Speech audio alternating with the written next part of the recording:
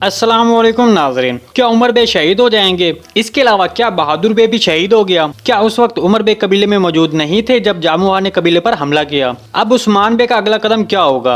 जामुहा कौन सी किस्में मारा जाएगा? हमने ट्रेलर में देखा कि शेख अदब अली ने उस्मान बे से कहा कि तुर्कों के पास हिजरत के लिए कोई और जगह नहीं है, हम कहीं नहीं जाएंगे। तो क्या आने वाली किस्में कोई ऐसा फैसला लिया जाएगा कि तुर्क कबाइल को यहाँ से हिजरत करनी चाहिए? तो इन तमाम सवालात के जवाब आज की वीडियो में शामिल हैं, तो इसके लिए वीडियो को आखिर तक में देखिएगा। मगर इससे पहले आपसे गुजारिश है हमारे चैनल को सब्सक्राइब कर दें। सबसे पहले बात करते हैं कि जामुहा उमर बे के कबीले पर कब हमला करता है और क्या उस वक्त उमर बे कबीले में मौजूद नहीं होते? हमारे तजज़िये के मुताबिक उमर बे जब तुगाई पर हमला करने वाला होगा तो तुगाई वहां पर उमर बे पर घात लगाकर हमला करेगा और उमर बे के सारे लफ्ज़ को शहीद कर देगा। इसके साथ साथ उमर बे का सबसे अहम कमांडर बहादुर बे भी शहीद हो जाएगा। ठीक उसी वक्त जब उमर बे पर हमला होगा तुगाई जामुआ को भेजकर उमर बे के कबीले पर हमला करवाएगा। क्योंकि उस वक्त कबीले में उमर बे और इसके अहम फौजी मौजूद नहीं होंगे तो इससे फायदा उठाकर तुगाई जामुआ को भेजकर कबीले पर हमला करवाएगा। तो इस तरह हमने ट्रेलर में देखा कि मालूनतुन का कमांडर उस्मान बे को इस हमले के बारे में आकर बताता है कि मंगोलों ने हमारे कबीले पर हमला किया है और उसी वक्त उन्होंने उमर बे पर भी हमला किया है।